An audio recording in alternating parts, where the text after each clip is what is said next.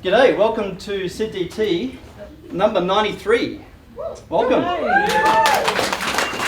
We're really lucky tonight to have Michael Wilkens from Strategyzer all the way over from Denmark to come and share a bunch of his wisdom and insights. So we'll get to Michael in a moment, don't go too far away, Kylie. And a couple of quick things. First of all, just want to acknowledge that we're on Gadigal country and pay my respects to elders past, present and future. And a big thanks to our sponsors. Where's Michelle? Here. Think Place. So Michelle from Think Place. Anything you want to shout out about Think Place? I'm saying the name right this week. Yes, you did. Thank you. I appreciate it. For those who don't know, I will thank you for coming. This is the most memorable people we've ever had in this studio. I did not know we wanted to class. Great to see everyone. So for those who don't know us, we're a strategic design and innovation firm. So we do a lot of work with governments, not-for-profit, and socially responsible businesses, and we're really excited for tonight to have Michael here. Awesome. A big thanks to Think Place for hosting and sponsoring. Just got to get the names out.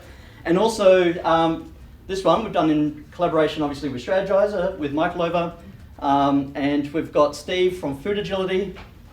Wave out. Anything you want to shout out about Food Agility?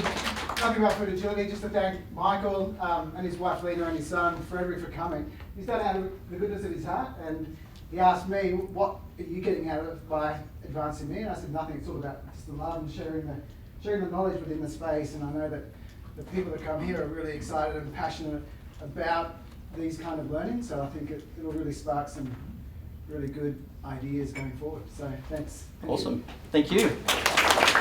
And also Selena from Enactus Australia was also part of the organising crew for this one. So big thanks to her. She's got school performance. I'm not sure what she's performing, whether it's just the kids, but she can't make it tonight, but she'll be at the dinner tomorrow night, which Steve and Selena have also organised. And Dynamic Force, so for those who I don't know, which is a lot tonight, it's lots of first timers. So whose first SydDT is this? Wow. Awesome. Welcome. And who's been here, for 5+ years? Fewer hands this time. Funnily enough, we had a meetup last week and the hands were pretty much reversed. It was the lowest first timers we'd ever had last week and probably the most we've ever had this week. So welcome to all the first timers. So I'm Ben, I'm a co-founder of SydDT and I'm also the founder of Dynamic 4. We're a social enterprise and B Corp, and everything we do is about how do we use design and innovation to help create the conditions for people and communities to be happier. So it takes the shape of a lot of training and coaching to really how do we actually design, build, launch business products and service ideas that customers love, make money, do great things for people on our planet, and also increase our well-being while we do it. So that's the place I hang out at. Every month, so we don't normally do 3 in 1 month, which we are this month. It's normally just the second Thursday of the month. And this is the crew. So Kylie, Zoe, Kate is at the very, very, very back. And Lucas is hopefully back in action for April because he's organising that one. So hopefully he'll be back for that one. And a massive thanks to our members. So we have passed the 9,000 member mark now. As of today, we're just shy of 9,200 members, so welcome and thanks to the community. It's actually the biggest design thinking focused meetup on meetup.com, so in the world. So you're part of a global community, but a very big, happy Sydney and Australia community as well. Sorry, but take that, look at We beat Rio and New York, big population centres. So. And we've got plenty of SydDTs coming up. So obviously tonight, we had one last week as well. On Tuesday, and this one's different because it's Tuesday, is on next week. And I see Kev and I saw Vera hiding. There she is. So a few times, you've got to wave out. A few times a year we do a design mega meetup. So a bunch of the Sydney meetups, we get together and put on a mega. And so we're doing that for quite a few years. And as of Tuesday, we're not going to do it under the Design Mega Meetup name anymore. We're doing it under the name Design Connection. So that's the new name. BBC's hosting, and unfortunately tickets, ABC. Oh, ABC. We're not going to London. I think I might have said BBC last week as well. ABC, no trips to London. You're going to be booted from the MC spot soon. So they are hosting, and unfortunately tickets sold out a few weeks ago, so keep an eye out for next one's coming up. Kylie, let's talk about March. Yes, on the 7th of March, on International Women's Day Eve, we will be having our event then in line with the UN's theme of Counter in, Invest in Women, Accelerate Progress. And that night we'll be talking about how to use design to create better economic inclusions for women, how to improve financial literacy, and also employment pathways. I do want to say it's not just for women, it's for everyone. We've got a great panel from fantastic backgrounds to be talking about it, so we'd love everyone to join and support and learn. Awesome. Thanks, Kylie. And so that's the QR code. Hit that to get tickets for the IWD March events, which Kylie's done an awesome job putting together. And another QR code, and I'll flash this at the end when you've got really specific questions to ask. As I mentioned, Steve and Selena have organised a deep dive dinner with Michael tomorrow night, and there's only 1 or 2, 3 at the most, I think, tickets left. So if you're keen, $100. And we're going to be asking tricky questions of Michael and drawing on his wisdom in an intimate setting. So anything you don't get answered tonight, you can try again tomorrow night. One last QR code is Design Outlook for Design Leadership. So it's a half-day event coming up, one in Melbourne, one in Sydney. The one in Sydney is on the 11th of April. And hit that if you are keen, and use the code SydDT for a 10% promo code discount if you are keen. Stokesy is going to be one of the people speaking on the day, and it's a different format. So it's 3 topics with 3 speakers, and each topic there'll be a short talk, and then the round table formats with a table sort of host. So it's very interactive, and we'll get into some interesting stuff. But we're having a meetup sort of in collaboration with Design Outlook next month as well. So that's all the stuff coming up. SydDT.org is the easy way. It's down here if you forget it. Hopefully everyone knows that's Syd as in Sydney, DT Design Thinking.org. I mean, honestly, if you guys can't find us online by now, I'm shocked and horrified. Obviously find you because we're here. I mean, Exactly. honestly, exactly. It's like, put your hand up if you're not here. Some So, of you guys were told, so you know, judging. so that's all the stuff coming up. But now we get to hear from Michael. I'm really looking forward to this. Been looking forward to it since I found out you're coming to Sydney, actually. And does everyone know who Strategyzer is as a business? Yep. One hand from Steve, but yes. Who has read and ideally has bought a copy of the Business Model Generation book? That's pretty good. Awesome. Still some business potential. Not 100% market saturation. Who stole a copy? Awesome. So Michael was one of the co-authors of Business Model Generation, has been on that journey with Strategyzer for, that's over 14 years, 15 years. So lots to draw on, lots of experience, and I'm going to get out of the way and hand it over to you. Thank you very Let's much. Welcome Michael. So I was there in March, and I was speaking at a conference, Corporate Innovation in Action, and after that I met Steve, and we got talking, and he invited me to come here to Sydney. And when I told him I would be here, he said, well, we'll get some people together from some beer and some pizza. And it seems to work. Well done. And thank you. So I'll talk about business model innovation and specifically about resilience as a strategy. And this is a bit of advertising for the books, but it's also to tell you where I come from academically. So this business model generation was actually created to optimize the way we describe how companies make value. So how do we create value for the businesses? After a couple of years, we found out to be able to create value for businesses, we also need to create value for customers. And that's why we came up with the value proposition design, the value proposition canvas, to say how can we more systematically work on creating value for customers. And then in 2019, we found out we needed to be more efficient in the way we innovate. And the only way we can increase efficiency in innovation is actually by testing. So we came up with this book, Testing Business Ideas, which is a very practical handbook on how to test business idea. I truly recommend it. It's gonna save you a lot of money.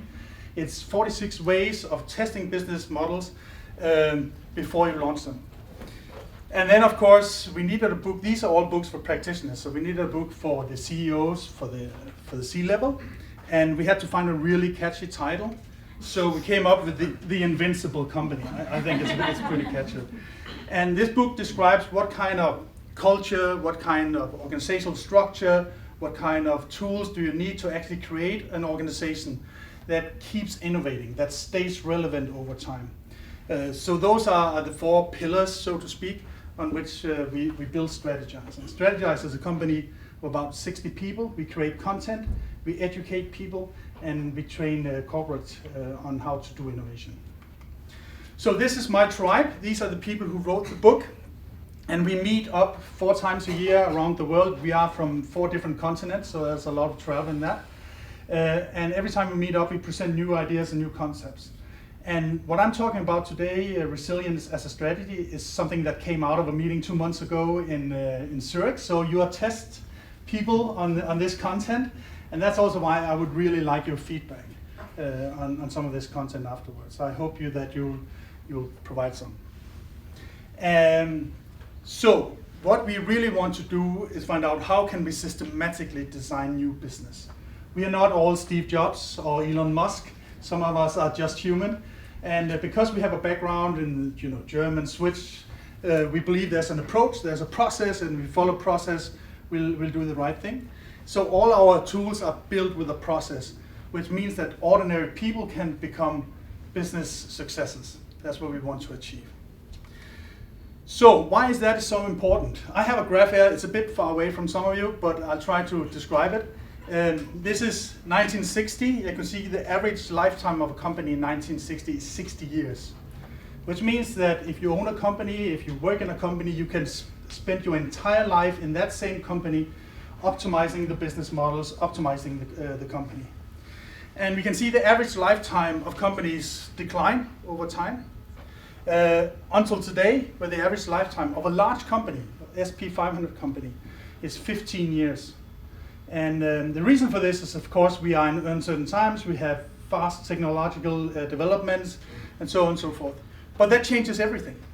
It changes everything in strategy and in business development, because in the 60s, 70s, and 80s, it was all about how can we stay competitive, how can we become more efficient, how can we do it quicker and faster. Now suddenly, when the lifetime is so short, it's really important that we manage to rethink business models, that we need to come up with new business models, otherwise we're not going to stay relevant. So we have a whole generation of people from business schools that have only learned half the lesson about optimizing. They never learned the lesson about design thinking. They never learned the lesson about innovation. So what we are doing right now is actually introducing a new function, a new professional field, so to speak, of innovation. And if you go back to the books, the first book came out in 2010, and it wasn't really launched globally until 12. So we have innovation as a function described with tools, organization, and processes. It's actually about 10 years old. And for most companies, it's never arrived yet. So you have a big task on you to spread the word on innovation and design thinking. So the reason for this is, of course, we live in a different world with high volatility, high uncertainty, high complexity, and ambiguity. And the thing is, it's more difficult to read the future. To manage scenarios is really difficult. When I was a strategy consultant 20 years ago, we did all these strategy scenarios, and it was quite easy. But today it's just so complex. And when we saw COVID hit, some of the things that happened during COVID was things we never expected. So the ambiguity has just increased dramatically. And that's also why we'll see that this ability, this professional task of being innovator becomes more and more important. So for those of you studying innovation and entrepreneurship, you are definitely on the right path. So I'm going to show you some family photos from our last trip. It was in North America. I brought with me my son and my wife, and we're actually here on a small family trip. But this is from North America. We traveled 2 months in Canada and in the US. We visited most of the large cities. and we never saw an electrical scooter until we came to Santa Monica. They were everywhere. And obviously they were testing electrical scooters in Santa Monica when we arrived in August 18. So we saw them on the street, on the pavements, on the beach. They were illegal, so the police would confiscate all the scooters, take them to the police station, where they would then pay the fine and take them back into the streets. What was really interesting to me was this are some apps from Lime and Bird that I took some pictures of to show how many were available within 150 meters from my hotel. So in America, you could look up the companies and see their valuations.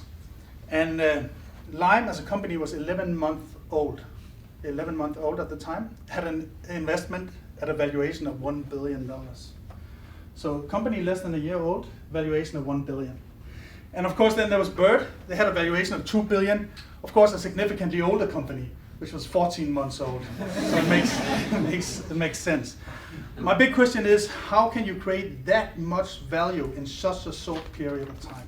I was curious about that, so I deep dove a little bit into the business, and the business model of Lime and Bird consists of two elements. One element is the iPhone. Anybody know when the iPhone came out? 2007? Yeah, exactly, 2007. And the other element central to the scooter business is the self-driving scooter. When did we see the first self-driving scooters come out? 2000? 2000? Very close, 1915. And the reason I really love this is to me the essence of business model innovation. We take a technology which is 10 years old, and we take a technology which is 100 years old, we combine those two, and we create immense value in a very short period of time. So this is just to distinguish. We're not talking about technology innovation or something brand new research. We are taking existing elements, rethinking the way we bring them to market, and creating value that way. And that's whether you are B Corp, or non-profit, or you're for-profit, you have this opportunity using these tools to rethink businesses without having to do technology innovation. It also goes the other way. This is BlackBerry, praised as one of the best companies in the world. Even Obama had a BlackBerry and said it was a fantastic tool. 15,000 employees in Canada, and these are the hardware sales from 14 to 16, lost 92% of their sales in less than 2 years. Nobody can adapt to that. So as you can grow very quickly, if you're not staying relevant, if you don't stay competitive, keep cannibalizing yourself, you disappear in no time. So those are the learnings, and that's also why we see this curve going down. So products, technologies, business models, value propositions, they all have an expiry date, like the yogurt in your fridge. So the good thing about yogurt is that the expiry date is on the lid, so you can see it. It doesn't work like that for business. So for business, your only opportunity to stay relevant is actually keep working on your business models. And that's why I would like people to introduce business model innovation as a function. The same way as you have marketing, you have finance, you have HR as functions in your company. I think you need your innovation as a function where people professionalize, they get the power, they get the budget, they get the time to work professionally on this. So, then there are those who are practically invincible.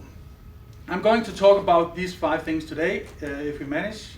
Competing on business models. This is a short introduction to the business model canvas. I don't think I can get around that one today.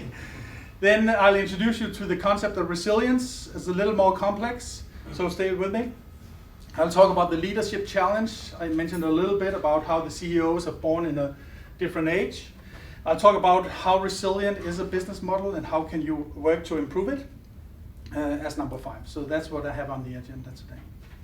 Okay, and if you have any questions, raise your hand and we'll take it as we go, right? Good, competing on business model. I'm going to tell you as my personal introduction to this.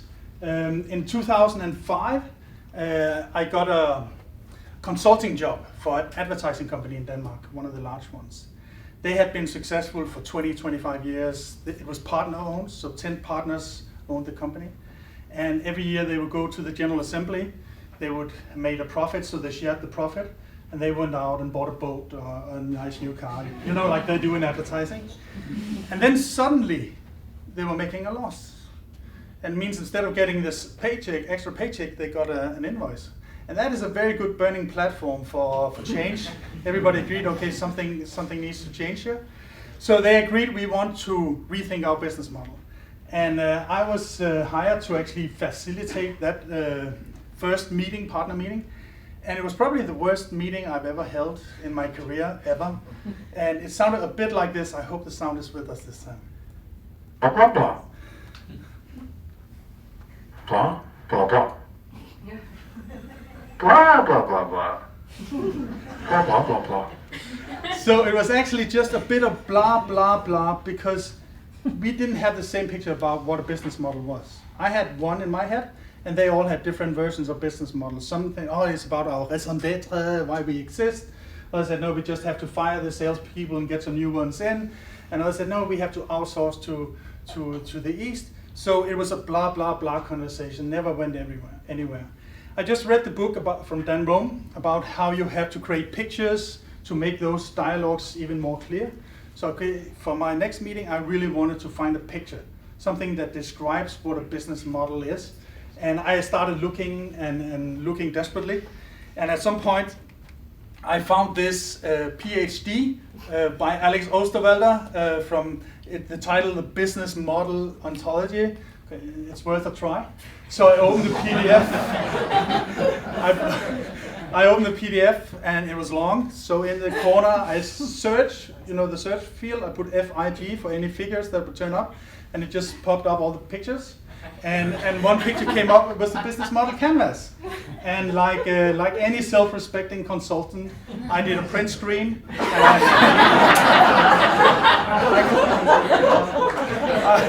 I copied onto a PowerPoint with my logo in the corner.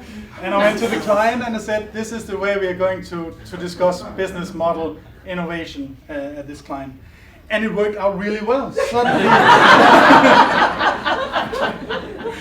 So we described the business model canvas of this agency, first all of it, which was very complex, so we could see that wouldn't work out. So we started actually say, okay, we wanted to focus on 3 areas, which was packaging, which was food, and then it was online marketing. And that focus in that company actually gave them a breakthrough, and they did really well. So even consultants have a conscience, so I thought, okay, I'll call this Alexander guy and told him I stole his work. And I called him and said, hi, Alex, I stole your model and it worked really well. And he was like, did you make money on it? And I was like, oh, I have to pay now. And he said, yeah, I made really good money on it. And he said, I'm glad you did. I haven't made any yet.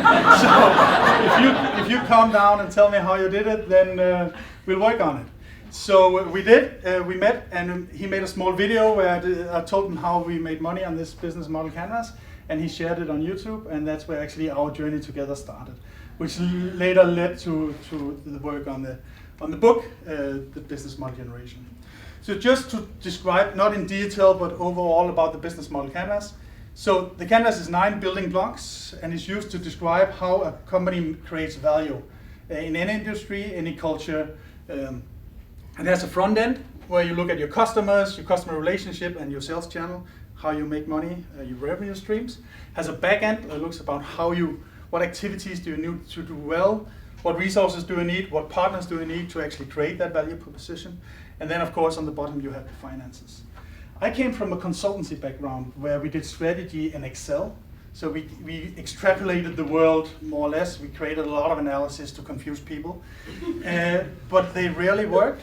So I like this idea of a canvas where you're not trying to calculate the best possible business model. You're actually working with it as a creative tool, design thinking tool. And that's also why it was called a canvas. You see the painting thing is actually to emphasize this creativity. Because if you say there's just 4 different ways of selling, 4 different types of relationships, and so on and so forth, you'll have 268,000 different ways of bringing the same product to market. That means you will never hit the perfect one. And even if you did hit the perfect one, then the world would change, so it wouldn't be perfect anymore. So when we're looking for great business models, we are not looking for something which is stationary. We are looking into a dynamic world where we have to adapt all the time to the changes of regulations, of new technologies, of new customer demands, and so on and so forth. So it's an ongoing thing. That's why we'll never hit the perfect one and can just lean back and say, okay, that's it, we got it. They thought they had it at BlackBerry, and they did for a while. So we use it to describe business models, to challenge them, because we can have a good discussion about how we could do it differently, to redesign, and of course to invent brand new business models. But most importantly, we want to do it systematically. Great. So just to run through an example, I'm going to take a company called Smooth Robotics. They sell software. So you will have a robot, this blue thing here. It's called a cobot. It's a robot that can work with humans because it's not dangerous. If it touches you very mildly. And in the hand, it has a welding thing. So we can actually put a welding machine into the hand of a cobot. And then when we have the software, they can actually control those two so they work together in harmony. And I'm allowed to do this because I own part of the company. So So the value proposition of this business is actually user-friendly welding software to make it really easy to weld. It's also the integration of those two systems, the robot and the welding. That's the value proposition. So the customer segments are not the people owning the workshops. The customers are actually the ones paying the bills. And those paying the bills are the integrators that will put together those things and sell it on to an end customer. So people are almost, this customer segment sounds very easy to define, but when you do it at home, be aware, customers are those who pay the bills. So if you have intermediaries, then they become the customers. Sales channel, personal sales, we have some platforms for some of our partners. Relationship is we try to create a partnership with the integrators so we become friends, we connect, we commit. Revenue stream is license sales. We sell a license and then they can use it for a while. We have activities, software development, and sales and marketing. That's what we need to be really, really good at. Key resources are the partner network, so the network of integrators. They become a key resource. Also the software we create and the documentation to go with the software is an asset. And then we have the key partners, which are the robot companies and the manufacturers of the welding systems. And least but not last, our cost, sales and marketing, software development, and margin for integrators. So this is a very, very quick introduction to a company in the business model canvas. And I would really urge you, when you work with this business model canvas, keep it simple and quick. Yeah, please. Michael, is the problem you're solving implicit in the value proposition? Yeah, exactly. So there's a lot of value in here. We create better world, we create better welding workplaces, and so on and so on. I say try to keep it what's on the invoice, because what's in is what we understand. All the value thing is good for the value proposition canvas, but for the business model canvas, we really have to be clear of what is it that we are selling and being really specific about it. It's a good question. Just another question, since it's you've got an interest in this company, is that just an example, or is that what you're actually rolling with? This is what we started with. Okay. You're one step ahead of me. So. My actual question's about how that was created, as in how did you come up with that? Like who was in the room, how did you go about doing it? Was there arguments or beers? This is actually a bit retrospective because we you get started a company, then you do what everybody else is doing in the industry, you just follow the trend, and then it ended up there. And then I joined the company and said, okay, let's make some conscious decisions about what we're going to do in the future. And then we mapped what it looked like, and then we said, okay, how can we change that? That's a good point. You had a question? No? No. Okay, good. So best practice, just a couple of tips. First one is, I see a lot of people inviting others in to do a business model canvas, and then they reserve a half day or maybe a day. It doesn't take that. It takes 30 minutes. So we're not looking for perfect. We're looking for a good dialogue. We're looking for finding out how we can create value for customers and how we can bring it to market. We're not looking for something in-depth, analytical. Do it quick and do many. And when I train people, in the end, they can do it in 3 minutes. So when we do prototypes, we do it really, really quickly. So it's the thinking. It's not the end result. This is not for documentation. You can sometimes use it for presentation to present your idea, but it's not too documented for a process or ISO 9000 or something. Another thing is never write on the canvas. Never write on the canvas, because you change your mind all the time. So write on sticky notes so you can replace it right away. Michael, do you have a sense of how many you might prepare for a business or a proposed business? It varies a lot, but I mean, even when we do a one-time innovation session, it's not unusual we do 20 or 50 for one idea. And actually we can do it in a couple of hours with your group of people. So just have many and have good discussions about which one is better than the other. Yeah? So how often do you revise it? So you land on something after multiple iterations, and then you go off and do it. When do you come and look at it again? That's a very good question. So of course, when you launch it and you start to implement it, you can't change it all the time, because market getting confused and salespeople have to sell in a different way every quarter. So that doesn't work. But I usually in companies try to revise it when we revise the budget. So annually, we try to rethink, okay, what we expected, did we live up to expectations, or is something we need to adjust? And sometimes the adjustments are very minor, maybe a new contract type, and sometimes it's really a big thing, because we can see it's not working, so we have to change it. Good question. And then of course, don't overdo it. This is an actual business model canvas from Japan. Too much information, it doesn't help. It's not what we're looking for. Not too much on the status. We want clear cut messages. New Nespresso machines to households through retail machine sales. We sometimes use color coding if you have more business models into one, like the Nespresso one, where we also want to sell the pots in a different business model, so to speak. We have two channels. So keep it really, really simple is my message. One thing to be aware of though is that we need to have some coherence. So if you have a product, you need a customer. If you have a customer, you need a revenue stream, so that you have all the boxes ticked, so to speak. So, introduction to resilience. This becomes a little more complex. Yeah. Sorry, Michael. If you've got a dual-sided market, is this two parallel processes then you do? Yeah, I usually color code it as two in a dual-sided. Yeah. And it's same canvas. Same canvas to keep the overview. Yeah. Good point. Thank you. So this resilience is actually, we have had some tough times in some industries on the backlash of COVID. And in tough times, people tend to be very optimistic still, and they are, next year is going to be better. We're going to raise the budget 10, 15% because something is magically going to happen. Even though that we know that everything else is pointing in the other direction. And the reason this happens is, of course, that costs are increasing. And if costs are increasing, you need to have your top line increasing to fund it. But what if you know it's not? How can you create value in the company?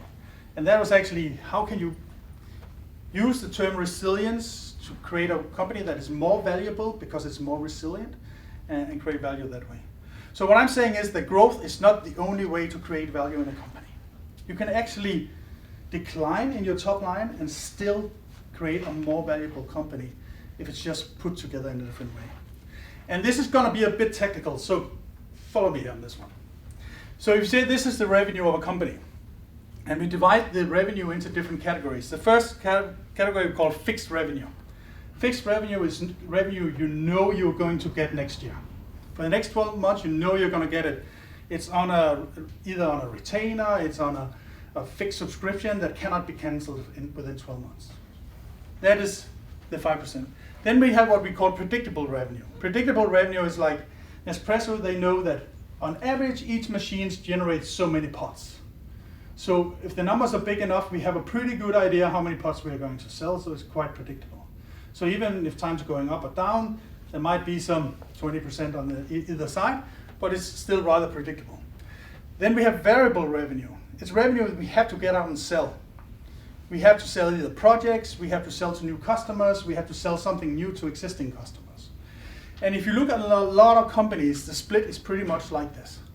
Very little on fixed, very little unpredictable, and a lot of it is variable. And that means when we hit uncertainty, crisis, changes in the society, we have a lot of variation, and variation is expensive. You have to adapt, you have to reorganize, you have to say goodbye to people, and then afterwards you have to onboard it again. So that is a very typical way to split it. Now, if you look at the value of a company, the value of a company is actually often calculated based on what we call multiples. How many times the EBITDA is the company worth? And the thing is, not all revenue is worth the same. So if you have fixed revenue, if I had a company that was 100% fixed revenue, I could actually take the EBITDA and say it's times 20. That's what companies are often willing to pay. And if you look at the predictable revenue, it's probably times 10. Whereas when you look at the variable revenue, the value of that, if you want to sell the company, is maximum 5, sometimes even 3. That means that this, if you want to sell your company one day, look at the value of the company, this revenue is not worth a lot. Actually, if you could convert it to this one, it'll be worth 4 or 5 times more. So this is the entire idea. Why do we keep chasing top line instead of converting revenue to something more predictable? Okay? Michael, yeah. Have you taken it further and gone fixed revenue for 1, 3, 5 years as well? Yeah, that's what but we are in the early stages, and it's a very, very good point. So when we take this revenue, and usually, if, let's say it's for 2, 3, 4 years, then it just explodes, because then you're not times EBITDA anymore, then you actually times the turnover, because it becomes so predictable. So the numbers even get greater. I'm taking this case, this is a company where we introduced this last year only, and we said, okay, this was the original numbers, could we change it? We had an ambition of changing from 10 to 20 on fixed revenue, and because people got so much into it, and we changed it to 50. And that changes everything in the company. It means that it's suddenly much more predictable about who we need, what resources can we keep on. So that changes the value of the company much, much more.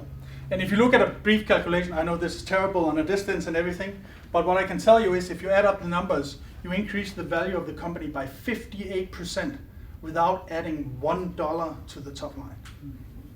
And that makes a huge difference. That's all in the business model innovation thinking. It's not about growth. So take that back to your organization. Yes, please. Michael, just going back to that, it's a great point to make. Could you apply that to the crazy valuations you started the slides with? Yeah.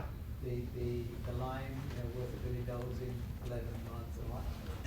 Well, could you apply that, or is that just a political? Let me say, the first ones I start out with, I would find it hard to find any argument in the world living up to those valuations. So I have a level where it says, okay, this is common sense, and then some rich guy out of space finds out he wants to pay $1 billion. I can't calculate on that one. No accounting for it. No, there's no accounting for it. But this is the way normal accountants and normal people deal with businesses. So what's the world normal? It's true. So I'm trying to figure out how this works, because if you look at the moment, it's all about subscriptions, right? The hype is about subscriptions. How do you convert a subscription-based business model into something that says, hey, we have a fixed revenue, when your entire business model is built on variable revenues? Yeah, it's a big thing. I'm not going to say it's easy. It's easy. I'm going to talk about it in a little while, about a company that does hand tools, how they did it. So if you can just 2 minutes, yeah. But thank you.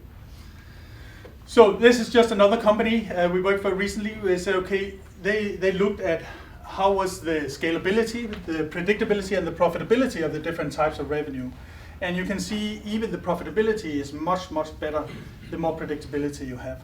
They divide into subscription, recurring services, reoccurring services to existing solutions, and one-off, and had the same method. Yeah, please. That reorganization of the revenue structure, did you do it theoretically before by reshuffling the business model canvas and then doing some calculations in between and saying this is how it's going to look like, or is the actual revenue stream coming out of the change? This was actually actual revenues. So we had a business model canvas. This was the way we did it. We did these calculations, said it was easier to change the business models. So we changed the business model, implemented that, and then we saw that change of the 58%. Yeah. But the thing is I call those 3 you'll find in some companies you'll have 3, 4, 5 different types, and you can attach any evaluations to them that is needed, and you'll have the same calculations. I just want to change your thinking on growth, that growth is not the only way to create value. Okay, leadership challenge. So one of the biggest challenges we have in innovation is to understand that innovation is different things depending on the task. We have divided into, on the right-hand side, we have what we call exploit innovation. Innovation where we optimize the business, like we did in the old days. We do it smarter, we do it more efficient, we cut costs. And then we have explore innovation. That's innovation where we have to do something brand new. We have to come up with something that hasn't been done before. At least it hasn't been done in our organization before. And the reason we want to divide it up is because it has different focuses. Over here, the focus is on cut costing and efficiency. Over here, it's on growth, it's on top line. If you look at the investment philosophy, over here, it's short-term profit. We have to make money so we can pay salaries, investors, and our bills. Over here, we know we are taking a chance. It's VC style, sometimes it's like a lottery, 1 out of 10 is gonna be really great. If we look at the culture and the processes of this, we can see on the existing, it's gonna be linear, it's gonna be execution, it's gonna be business cases that has to be approved. Over here, it's gonna be iterative, it's gonna be searching, looking for opportunities. It also means the people and the skills are different. Over here, it's process-oriented, detail-oriented people. Over here, it's people who have pattern recognition and can see opportunities. Now, I'm going to ask you, where do 80 to 90% of CEOs in Australia sit on this one? Yeah, I can see one. They sit over here. And that is probably the biggest challenge we have in innovation in general, is that the people who have to evaluate the investment into innovation and the projects in innovation, they have a mindset from the 70s and 80s. So when you're looking for brand new business models, they say, can you create a business case? Business case, I don't even know if the customers want it yet. Can you see what is the return on investment? No clue. So they're asking all the wrong questions. And that leads again to some difficulties in actually getting the budgets and getting also understanding the time it takes to innovate. Because if you start an innovation process, you launch a product and you have to scale that product before it really matters in size, it's going to take 5 to 7 years. And most business leaders don't have 5 to 7 years investment cycles. So those are some of the challenges we see, but we are trying to overcome. And the companies that do really well see this. Yes, please. I just have a question that, one of the things that we're seeing is that the exploit mindset is kind of also driven by the fact that you've got a lot of people who are self-funded retirees who are depending on the shareholder value and the returns. So for them, they're not now investing in a mindset of long term. They're investing in a mindset of getting gains right now. So how do you kind of help your CFOs or of them see that and see the balance? Because you can understand that they also have to deliver that value. Yeah. You are 100% right. And actually, when I was here in March, I was meeting with the board of a big recorded lawyer firm. And I'm telling you, you're not going to succeed on innovation because you're all too old. And what I mean by that is that if you are in a law firm and you partner, you are probably around 60 years old, and you're not going to see the fruits of an investment that comes back in 5 to 7 years. You're not going to see it in the money that you're taking out of the company. So it starts with actually creating new incentive models. How did that work out for you?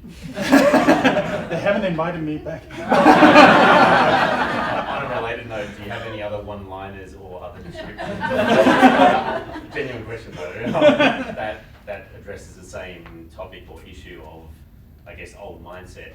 Have you found anything that works? I have one that got me in trouble last week in Melbourne. I was in the presentation and this woman, she raised her hand to ask me a question about this exploit mindset, and I said, well, actually, the worst thing that can happen to a company is if the CEO gets a good idea. Because if the CEO gets a good idea, they just keep putting funding in it because they like it, not because it's a good idea that has been tested. What I didn't know was she was a CEO. And the entire room was just, no, don't go. Can't win them all. She liked it though, she thought it was fun. So, just a couple of examples of different types of innovation. efficiency innovation, which is also important and we have to do, is when Amazon, they introduce robots to their warehouses. It creates efficiency. They were the first ones to do it at large scale, but it's also something you can calculate, whether it's a good idea to do or to not do. Then we have sustained innovation where you're kind of on solid ground with one foot and you're trying to test the waters. Is this going to work? So when they launched the Kindle, they knew all the authors, they had the rights to the books, they knew all the customers quite well. So the question was, are they going to read the books digitally or will they still want it on paper? And they tested that business model and it actually worked out quite well. So that is sustain. You try a new way of launching your product. And then new growth is something entirely new. When they launched Amazon Web Services, completely new competences, completely new customers, completely new suppliers. It's a brand new business model. Became the fastest growing company ever in the world. And the good thing about Amazon is they're quite open and honest about this, that this one worked, yeah, but they also in their letter to the shareholders have a list of all the ones that didn't work. So you know they don't get perfect ones every single time. This is one out of 100 that actually worked really well and the others flunked. Yeah. Do you mean by explore that it is something, a new category for a particular company or for the industry in general? I think it has to be for the particular company. Yeah, because you can't all come up with something brand new that has never been seen before. But you have to believe that you as an organization is in a special position to do it well and to be competitive in the market. But very good question, thank you. So if we talk resilience, just to launch, how could we think this in ways of resilience? So exploit is like, instead of having these hourly rate, turning your customers into retainer customers. That changes your revenue time. It's quite easy. You say, okay, can you commit to 90% of the budget you had last year? Then I'll give you a 5% discount, or I'll give you 100% certainty that you can have the people that you would like to work with. It's a very easy hands-on thing to actually test in the market and see if the customers want. So it's an exploit mindset. Maybe service agreements, something is sustained. You might have to change the way you deliver services. You might have to change the services a little bit, but it's the same customers. It's probably the same knowledge that you want to provide. But then we came to the Hilti thing. If you want to convert from a product to a service, that is a big thing. So Hilti, they were hand tools, and they would say, okay, how could we convert into a service company where we're not selling hand tools, but providing tools on site when they are needed? And the way they did it was actually create a concept after talking to customers, where we said, okay, we make sure we put a container out on each building site, make sure you have all the tools you need, so you tick off the boxes on the tools you need, make sure they are there, and if they're broken, we know right away and we provide new tools. So you also always have the top of line tools, you also always have tools that work. We have trackers in them, so we could also find them and so on and so forth. So in that way, instead of being sellers of tools, they were the service provider of always having tools there. The big difference was that on this last model, they could go to the CEO of a building company and say, let me take all your building sites for the next 3 years and let's do a long-term contract. Then he has predictability in the revenue. Whereas on the old model, he was reliant on people going to the shop to buy the tools, or his salespeople meeting the people on the building site. Does that make sense? Now I make it sound easy, but it was a painful process. It took 3 to 5 years to make that conversion, but it was really, really successful. Yes, please.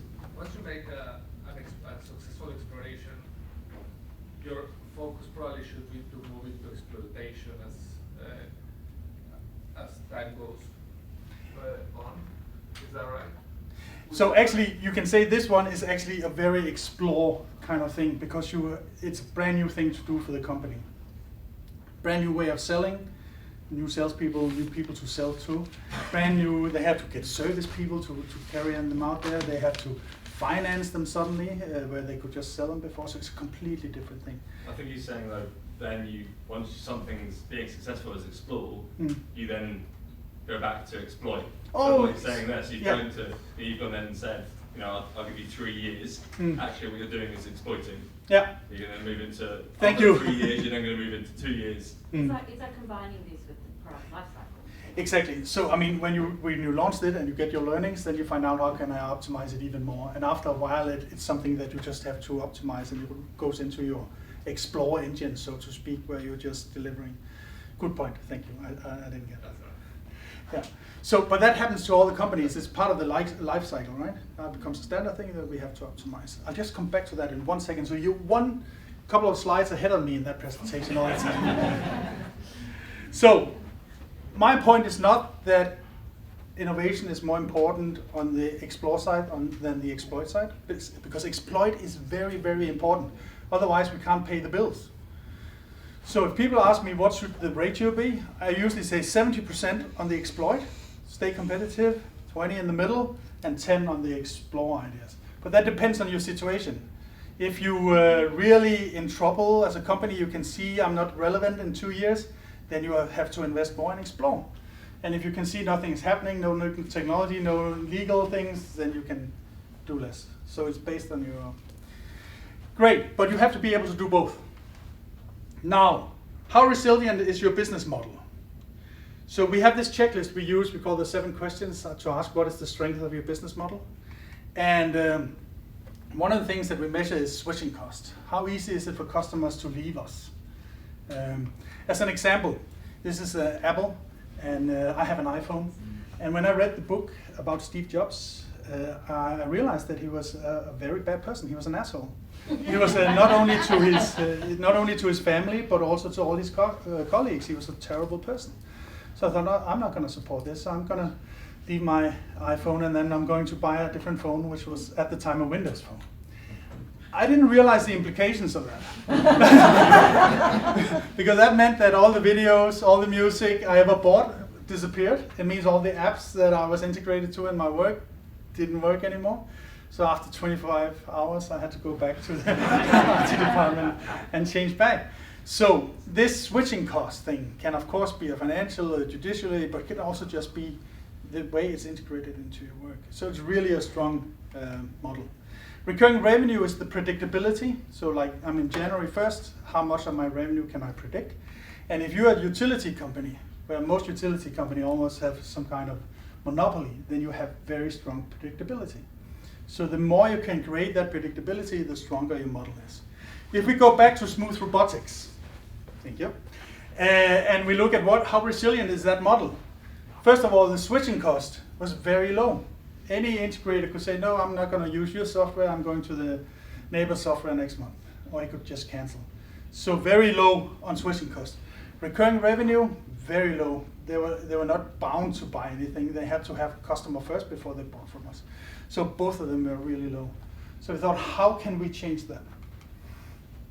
And so what we did was actually, first of all, we changed from license sales to rental. So they rent the software. And they pay an annual fee instead, because then we can hold on to them all the time. The second thing is we started selling to the end customers to own the customer database. Oh, yeah, to end customers. Connecting to end customers actually gave us customer ownership. And then we created a portal where they signed up, so we kind of locked them in. So those were the changes we made after having mapped out the business model and say, how can we improve switching cost, how can we improve resilience over time? So my question to you now is, you've got 120 seconds to discuss with your seat neighbor, the organization you are in, how resilient is that model on switching cost? How resilient is that model on recurring revenue? So how easy is it for your customer to leave you? And how predictable is your revenue? Please discuss with your seat neighbor. 120 seconds. Go!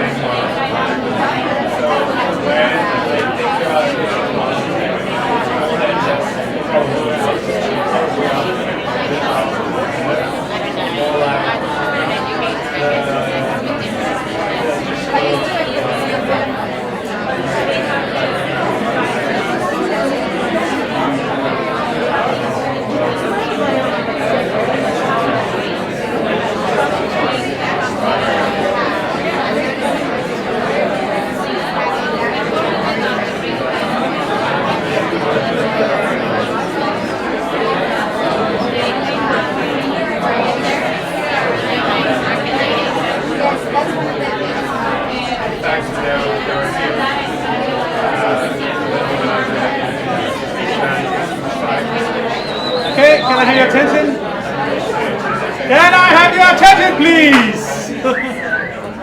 Oh, you don't use the power hand here? I found in some countries if I just raise my hand, then people start raising, and then. Okay, so on resilience, what did you discuss? We've all come from very different industries. So I actually work in government, so it's an interesting kind of take. Quite resilient in many ways, yeah. Yeah. Depending on departments. Yeah, that's right. Yeah. Constant. Yeah. Other insights on resilience? Somebody realized they had a very low resilience? Yeah. I help advise a company that does a mix of things like stage sets and theatre, and the scaffolding is recurring, good rental. Yeah. But the rest of the business is not this recurring, and so there's a lot of unpredictability, and they could be in a meeting and lose a contract. Yeah. Through a government announcement. So exactly. They could lose millions, literally a third of their revenue. And switching costs, there's nothing built in. Nothing built in. Nothing built in whatsoever. Yeah. So this has been valuable. So, ask yourself that question when you get back to the office. Ask your colleagues this question: how can we improve those? So my next question was, how can you increase resilience in your organization? We're running a little bit short of time, so but I'll still give you 120 seconds. One thing you can do to increase resilience in your company by increasing cost or predictability. 120 seconds. One thing you can do.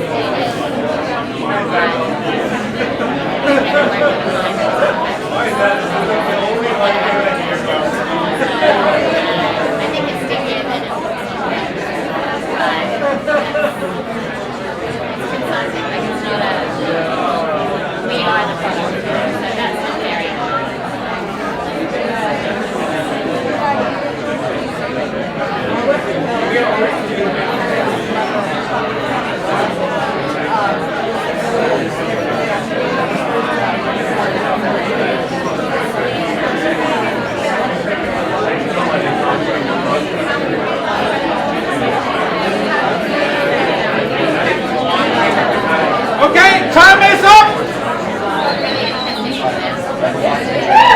Hey! Up the front! Thank you. So, one thing I can do to improve resilience, hands up. Come on. Yep. Loyalty cards. Yep. Good one. Yeah. Another thing? Yeah. Introduce contracts. Contracts? Yeah, long-term contracts? Yeah. Yes. Good one. Other one? Come on, guys. Yeah. Service reliability. Yeah. Yeah. So predictable service contracts. Yeah. Well, ideally an ecosystem with other products and values. Yeah. Great. One in the back. Great customer support. Great customer support. Yeah. It's the best way to increase predictability is actually treat your customers really well. Good one. Good one. Yeah. Simplify complex products by, like in terms of something that has a long process or lead time. Yeah. Try either shorten the lead time or make it easier to order. Yeah. Make it easy to order. Even maybe connect them, integrate with your customers. Yeah. Better onboarding so you can actually use the product and don't just move away. Yeah. Good one. Host the client stuff. Yeah. Hosting the client stuff is a good one and very safe, strong one. Yeah. Revenue contracts? Yeah. Royalty contracts? Yeah. Good one. You have tons of ideas to do it. So now you know exactly what to do on Monday, right? So building resilient business models. Let me just move to this one. So we divide it into the explore and exploit. Exploit is up here. These are the existing business models we have today. Like you said, they become an existing, they get launched, they are in the market, they're existing business models. Our task in this one is actually to increase return all the time, to make them more profitable, but also to make sure that we protect them against competition and changing environments. So we have to lower disruption risk and we have to increase the profitability. Those are the tasks. So wherever we place it, we really want to work on them annually or whatever to see if we can make them even better, more profitable and safer. So that's one task. On the other task here, we have an idea box of ideas that we want to launch into the market. And some of them are brand new. Some of them we've been working on years and we've been testing and we have some insights. So here the idea is actually to reduce the risk that it's not going to work. Reduce the risk that is not going to work and enhance the predicted profitability of it. So that's when it's brand new, those are the tasks we have as innovators. Okay, and how do we do that? I usually say that innovation is like sales. We have a funnel, a sales funnel, where we have all these ideas and we have to run them through the funnel and find out which ones are going to work. So if you're a salesperson, you go to a conference and you get 100 business cards. You don't know which one of those 100 business cards is going to turn out as the A customer of the future. You have no idea. The same thing with business ideas. If I have 100 business ideas here, nobody knows which one, not even on Shark Tank, nobody knows which one is going to be the one that's going to make millions. So the only way we can find out is by testing, reducing the risk that it's not going to work. So we talk to customers, we talk to colleagues, we talk to stakeholders, we ask customers to prepay or buy, we create prototypes. We test and test and test to reduce the risk that it's not going to work and to increase the profitability. And at a certain point, we know customers want it because we tested it. We know we can build it. We tested the technology.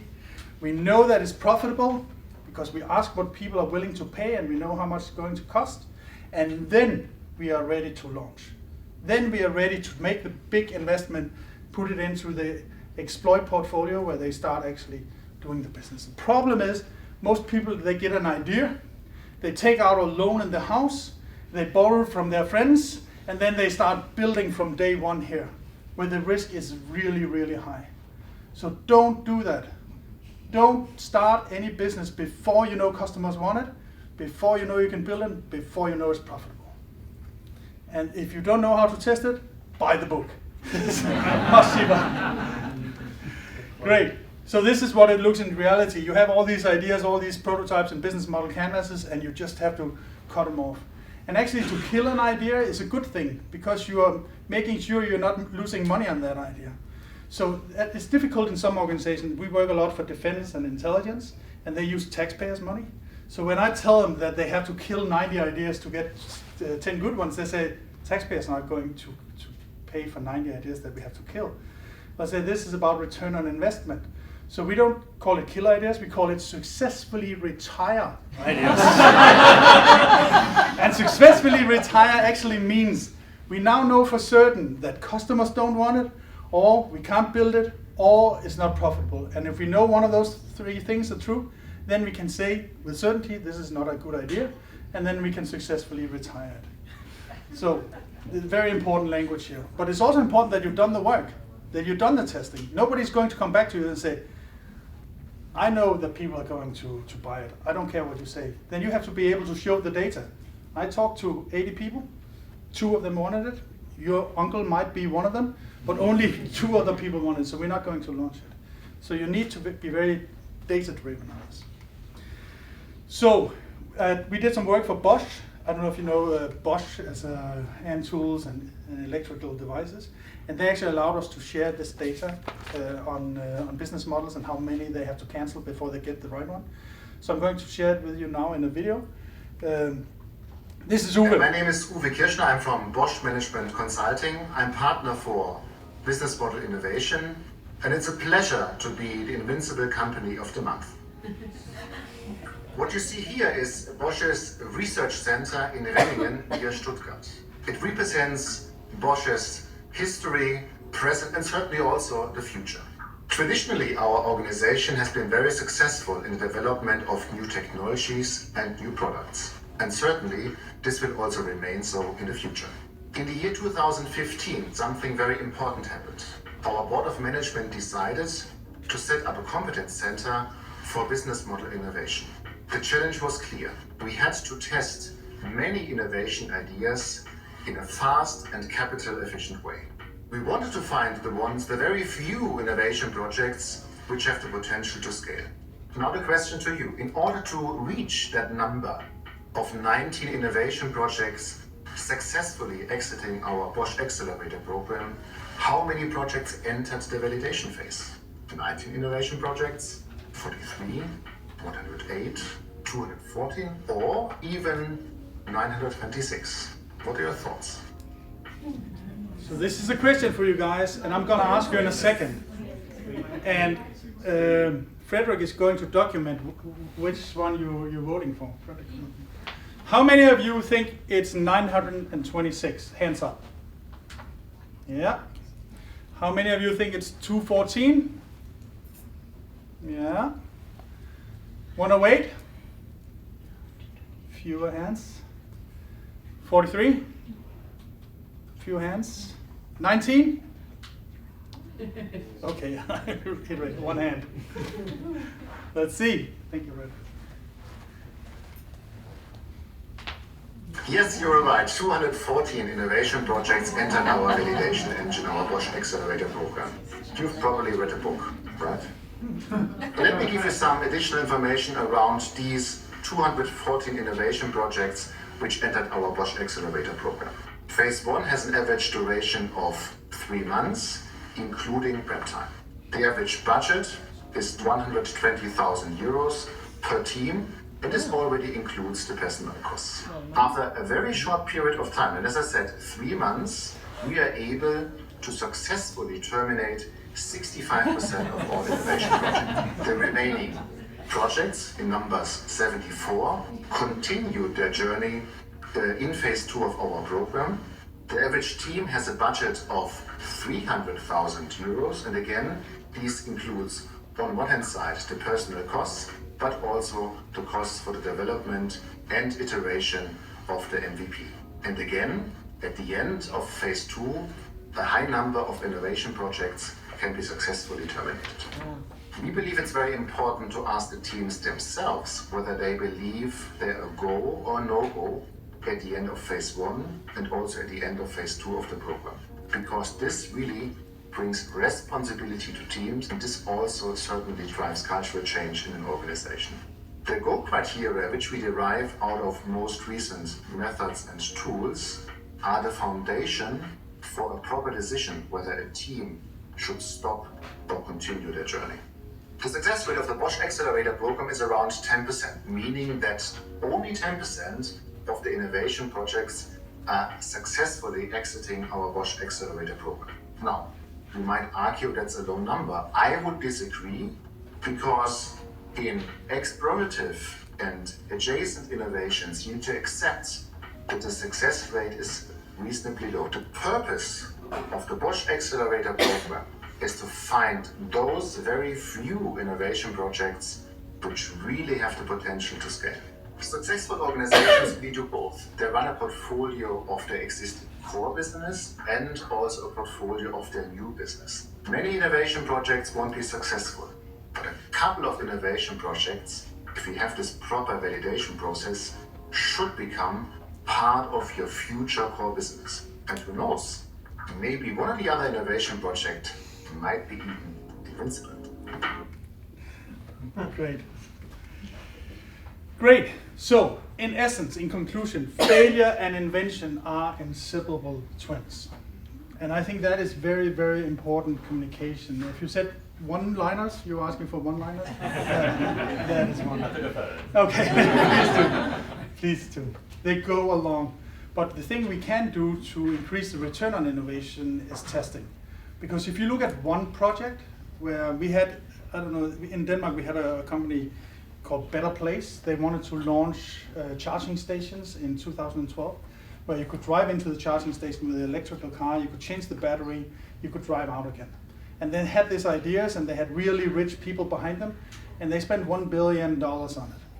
And the thing is, at the time there was 1,400 electrical cars in Denmark. Only one brand in the world created electrical cars where you could actually change the battery. Everybody else had to change it. So there was so much potential for testing if that was a good idea, and of course it wasn't. So they went bankrupt. And that is not unique to use a lot of money. And even if you're a startup, people, they use too much of their own personal money and their car, their house, mortgage, and everything before they really test. So increasing return on investment in innovation is through testing, in conclusion. Good, closing. I want to talk to you about competing on business models. You remember the business model canvas. Introduction to resilience, the numbers, how it's better to actually increase the predictability and create new growth. The leadership challenge with the explore, the exploit. We have to do all of them, but we have to understand that different mindsets, different skills, different focus. Resilience, how to build it through increasing switching cost and predictability in revenue, and building resilient business models that is a volume game, where we have to take away the bad ideas, so finding the gold nuggets and implementing them into the Explore engine. So that's what I wanted to share with you tonight.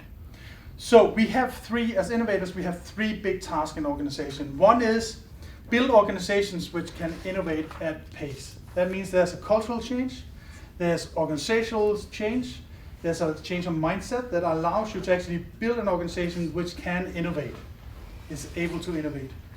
We also have to create new and successful business models. This is not for fun. This is for real. In the beginning, innovation was like for people who go play over there in the room and don't hurt anybody. This is not innovation. Innovation is for real. We have to be the ones that create the growth engines of the companies in the future. So we have to turn out these successful business models so that it's worth making the investment. And the last one is that we have to increase the resilience in this VUCA world. So those are the tasks I'm putting on you when you leave here tonight. So because this is new content, I would really like your feedback. I would like your feedback on some of these questions, which are very small, so I'll read them out loud. Did you get new insights or perspectives tonight? Yes.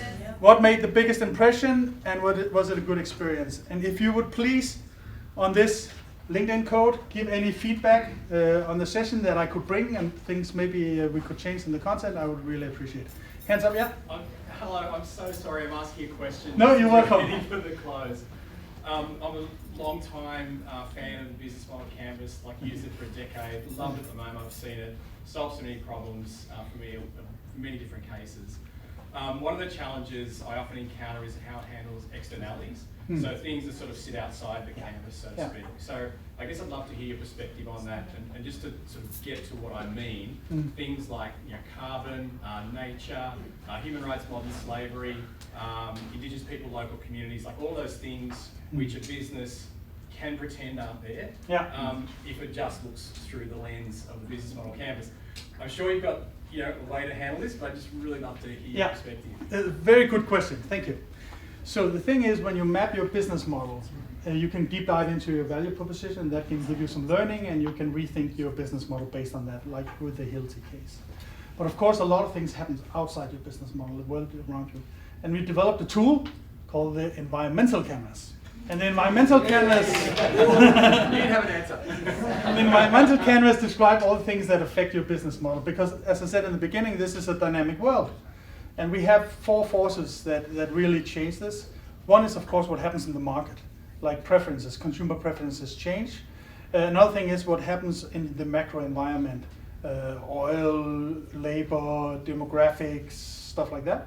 And then we have what happens within technology, what happens within regulation, government. And then, of course, we have what happens in our own industry, newcomers coming up with new business models and so on and so forth. So what we do on an annual basis when we review the budget is that we try to map the world around us and see, are there any of these forces that are going to affect our business models? Are there any of these forces? See, I'm trying to use a surfing analogy. If you hit the wave right, it can actually bring you forward. So sometimes if you hit some of these trends and tendencies, it can actually propel you forward in your business model. So looking for that, we do in that tool. But good question, thank you. Yeah? Are we doing questions? Have you got time for questions? Yeah. I'll ask one, and then we can open up. You teased it, and I'd love to hear more on it if I could, on the business model for the business model generation Strategyzer. So that early meeting where Alex said, have you made some money? Because I haven't. What's the meta of the business model and what was the innovation process to get to that point? So the thing actually about the business model generation as a book, it was the kind of the book that nobody wanted to write, really. Alex was trying to get a lot of people involved in that project of writing the book. So it's like trying to say, okay, we need a chapter 1 on business model elements, we need a chapter 2, and then he would post it out to people and could you provide some input. And the idea became actually to create a hub where anybody who could add value to the project added value. So when I was part of the project, it was on the hub. I'm not a major author of it, so to speak. I'm not on the front cover. I was just part of that hub where we provided input and wrote some chapters. And the idea was that if you, in the beginning, maybe 10, 20 people were in the hub. Then we got rejected by all the publicists. Nobody wanted to publicize the book. Nobody liked it. For many of you who have seen it, there's a lot of illustrations, a lot of pictures in it, so it didn't fit the publishing world. So we had to self-publish. And the way to actually create funding for self-publishing was offering people to become co-authors of the book. So we charged money for you to become a co-author of the book. And that money, which was charged, I think was, I don't know, $500, was actually funding the publishing of the book. The good thing is most of the people who were co-authors and funded it were academics, professors, teachers, and they said they would like this book on their personal publishing list. So when we came out with the first version of the book, they often asked their students to buy it. So the first... So starting as a pyramid scheme. So the good thing was actually that the first 10,000 copies of the book were pretty much sold right when it was published. And that convinced Wiley to actually publish the book for real. And it took off from then. And it exploded. It happened really, really quickly. I think it met a gap in the market for understanding business model innovation. So it's been quite a journey. And everything for me started, as I said in the beginning, is coincidence, pure coincidence. And that changed my career path dramatically, so to speak. So, yeah. Awesome, thank you. So what's your take on the Australian landscape in terms of really integrating that sort of innovative business model, continuous iteration in comparison to what you've seen in Europe? So the thing is, I've been here and I've been at the Corporate Innovation in Action, where everybody who shows up are actually quite passionate about business model innovation. So maybe my lens is skewed a little bit. But I think if you look in general, I think time plays in our favor, in the sense that people who come out of innovation studies, entrepreneurship studies, most of them actually know these tools now. They know the processes, they know how to test, which was not what we saw just 3, 4, 5 years ago. And we also see people coming out of organizations where they have really been successful in innovation, taking that knowledge and bringing it to new companies. So I think time is playing in our favor big time, also here in Australia. I met some fantastic people who've done really good work. So. Yeah, just take it. Yeah, behind you. A lot of us here are designers. Are we designers? Yeah.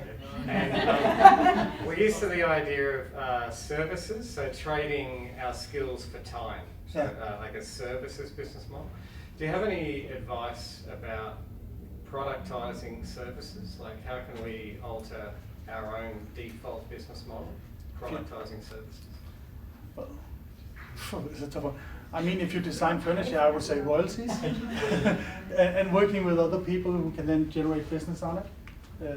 I work with designers mostly of furniture, actually, where they do deals with the producers, and then they get royalty on the products.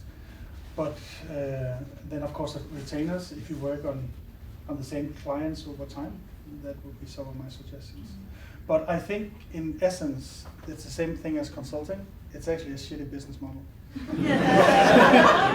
Because you have to prove yourself all the time. That's a good one, yeah.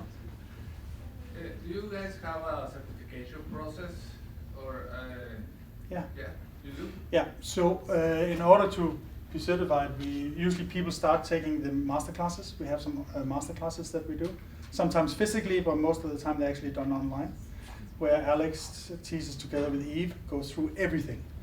And then every 2 years, we have what we call a boot camp, where people you have to apply for the boot camp. I think it has 50 seats every 2 years, and then people all meet up in one place. Last time it was in Switzerland in the Alps, and then you work for 7 days, 12 hours a day on business model innovation.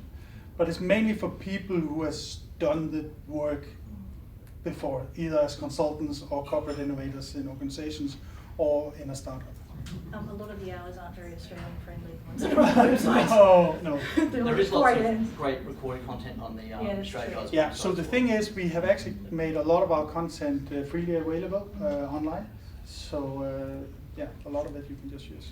Have you got some examples of working in the healthcare sector and with researchers who come up with the most amazing product ideas or research, but then the concept of business model doesn't seem to work in a health context?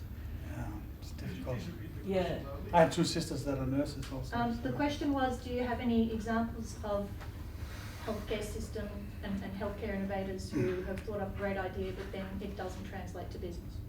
So the thing is, we developed this, actually not from the healthcare, but from the defense, where we call the mission model canvas. And the mission model canvas, the idea is that if you're not doing it for profit, what are you doing it for? And and actually in defense, believe it or not, the thing that is actually is to save lives. Save lives of your own soldiers or save lives of civilians is the main thing. So everything you build is not about profit, but it's about saving lives. And then the rest of the canvas actually looks quite similar. How do you roll out to actually make it implemented and make it work? How do you do the stakeholder management?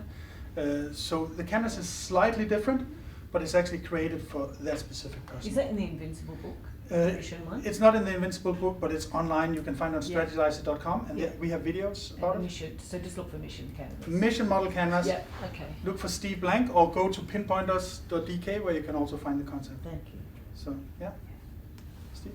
Michael, very often people in an organisation align to the organisational purpose, its principles, its values. If you then pivot to something else, how do you deal with the people side of change within an organisation?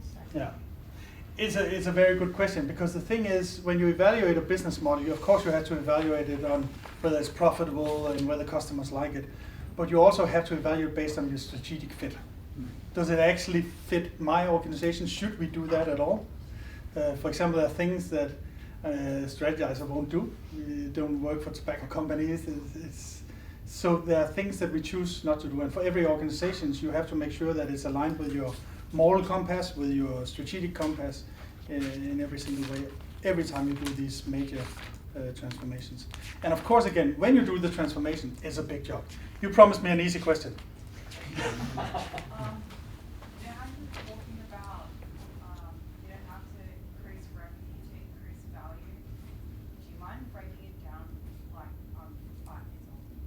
Yeah, so the thing is, the first element in that is that not all revenue is worth the same.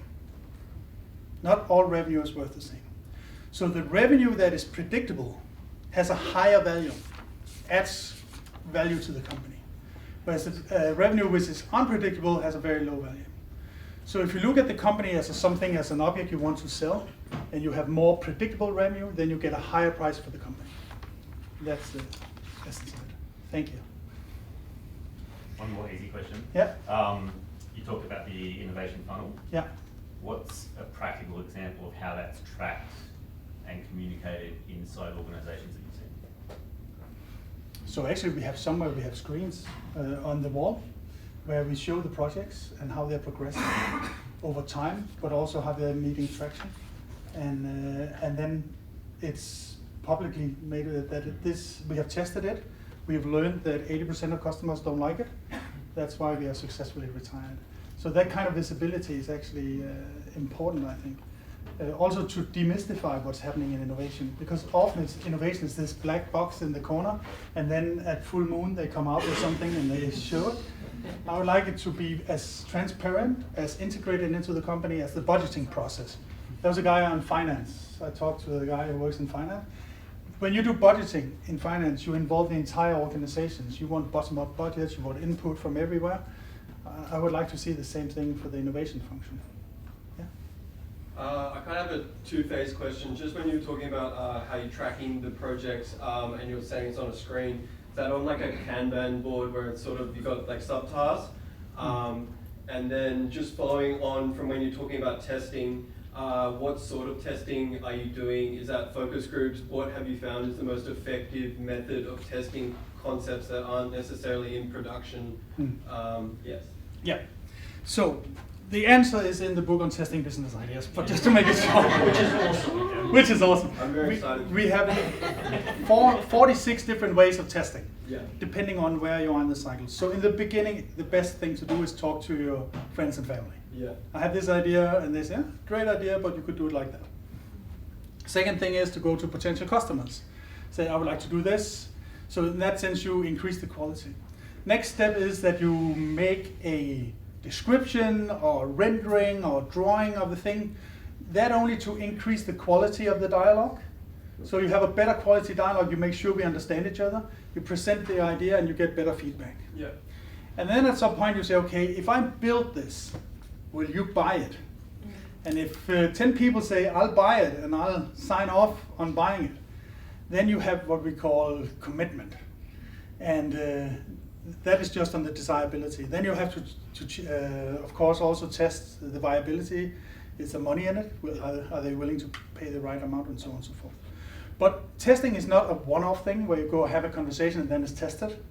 It's actually a series of tests. And in the book you will describe testing lanes where you say, okay, first I have the conversation, then I go to the prototype, then I do some market research, and then then I can make sure, okay, now it's tested for desirability.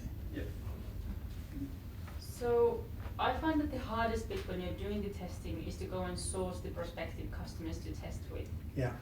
Have you found any particular incentive method how you can convince those lovely people to volunteer their own time for you to test again and again and again and validate?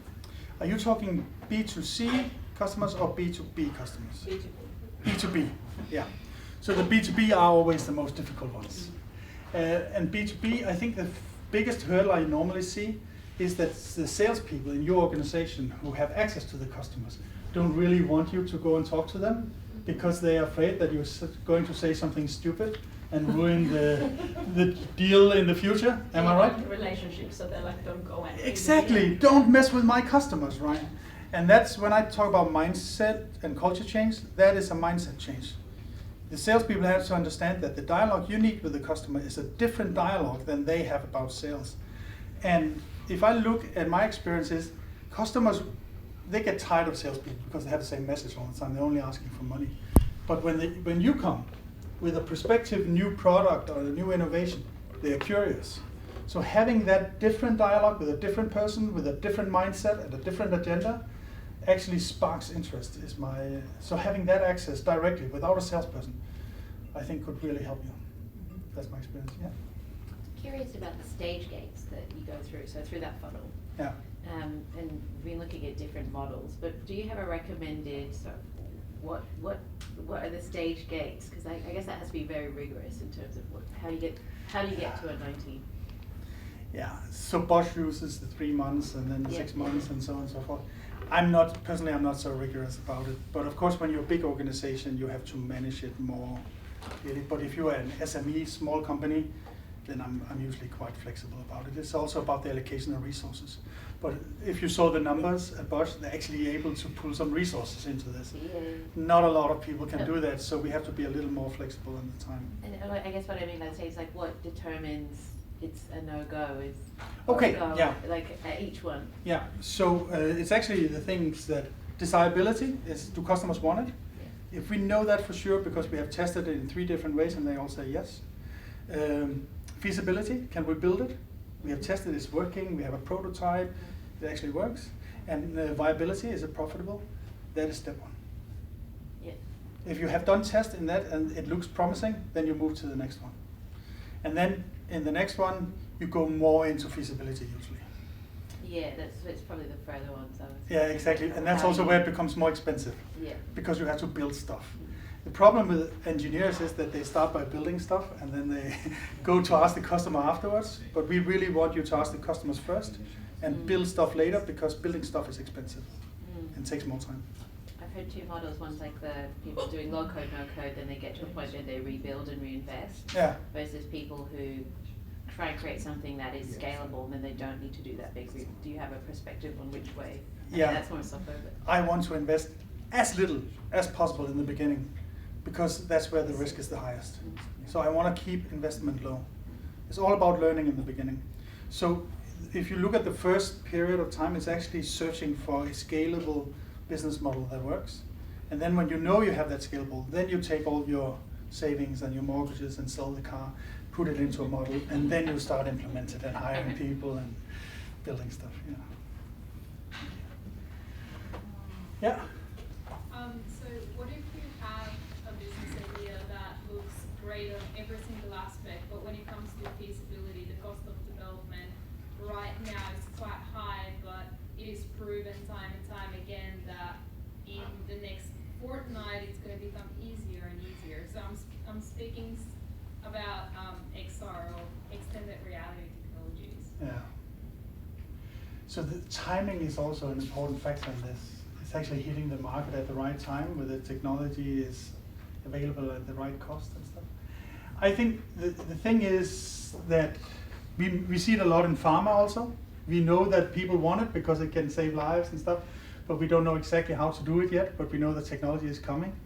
So it's finding the right timing, I think, and it's also finding people who can fund and bridge the timing period. So what I'm saying, looking for investors and looking for the exact right time to do it. Other than that, it's easy.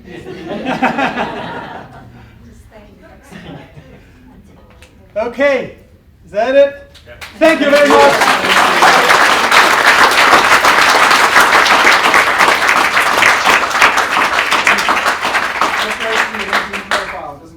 Doesn't go to a survey. Oh, no, it's no survey. It's just to my LinkedIn. Just write in the comments. Cool. Just in the comments. And actually, I'll grab the. So before everyone bolts, another big thanks for Michael. And if you didn't get your question answered, there might be 1 or 2 tickets left for dinner tomorrow night. And we're going to the pub now. So we're going to Strawberry Hills. So see you at the pub and see you